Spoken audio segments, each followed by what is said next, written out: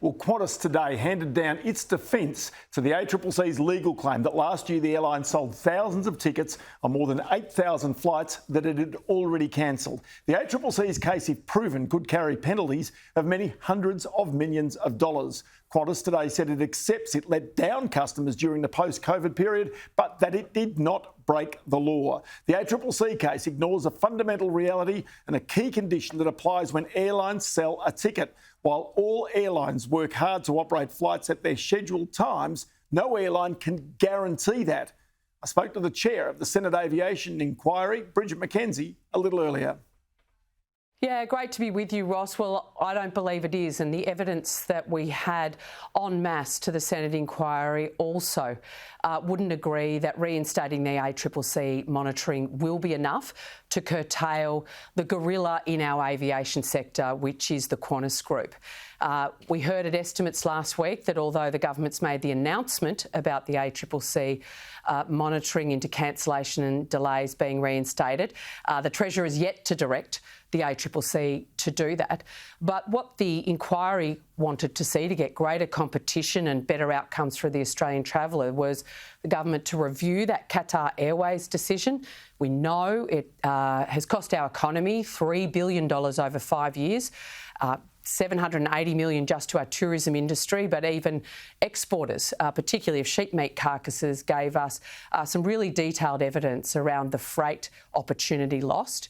We want to see the government really look into anti-competitive behaviour right across the aviation sector, including examining divestiture laws. And we want to see this report that is sitting on Catherine King's desk into slot management out of Sydney actually acted on. I mean, this was a report that was done by the former Productivity Commissioner head, Peter Harris. It's got a suite of recommendations to make a real difference into cancellation and delays, particularly out of Sydney, and she hasn't done a thing about it in 18 months. So there's a whole raft of things that we think, and we reported on, could make a real difference for the competitive nature and better outcomes for Australian travellers as a result of those decisions by government. OK, so your inquiry, but also then the rule of law, the pub test, if you like, is that airlines deliberately manage slots and also, therefore, manage these cancellations in order to manage the demand, to make themselves more profitable and to actually get more premium tickets in those aircraft seats. You know, the average seat per kilometre travelled, their measurement is pushing up the yield on those seats. Is that ultimately the bottom line here? Well, we heard very, very clear evidence that Qantas Group in particular, but not exclusively, was gaming the slot system out of Sydney Airport. And that has driven up prices, has sent cancellations and delays in the wrong direction.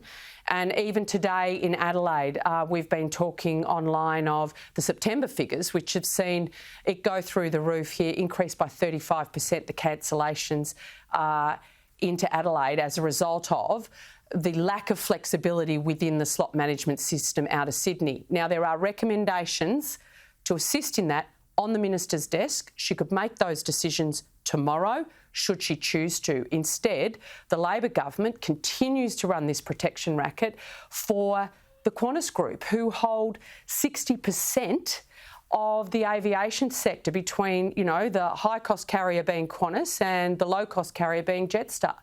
And it's the Australian traveller that misses out. If the supermarkets held 60%, if one supermarket had 60% of the market in that industry, we'd be screaming blue murder.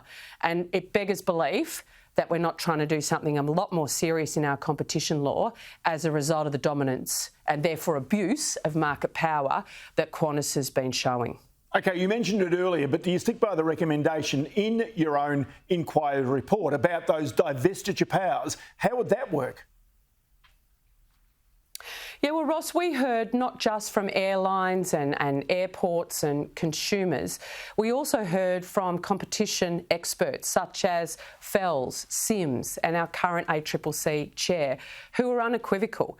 We do need divestiture powers in this country. We know that other advanced economies have the ability to split up those companies who abuse their market share as I would suggest Qantas has in the recent past. But we don't have that suite of measures available to us in our current set of competition laws. And so we absolutely made that recommendation out of the inquiry that it is something the government should seriously consider to get a better deal for Australian travellers. I mean, people aren't, they don't want a red carpet service. They want planes to take off and land on time.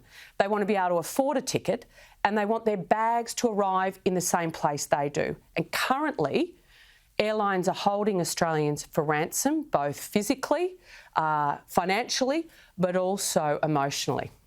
I've got to say, Senator Bridget McKenzie, just one very last quick one.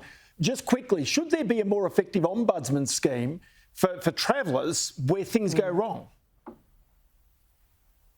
Yeah, it is something we looked at. I mean, it's quite incredible, Ross, when you have these type of Senate inquiries, you hear from all the significant stakeholders, but we had over 100 everyday Australians write in about the devaluation of their frequent flyer programs and points, and decisions being made in boardrooms far away, not being communicated effectively. And people are making consumer choices each and every day to maximise their points so that they can get home to loved ones for Christmas and the like. So we absolutely recommended that we need a consumer protection framework that works for Australian consumers, because right now they're being let down by our current system. And others will argue about ombudsmen, but they can only be as strong as the particular powers they're given in any way, shape or form. So seriously examining a consumer framework protection system that works for Australian customers and travellers, I think is another thing the government shouldn't waste time on and should get on doing. Senator Bridget McKenzie, good to chat to you. Many thanks for your time today. Always.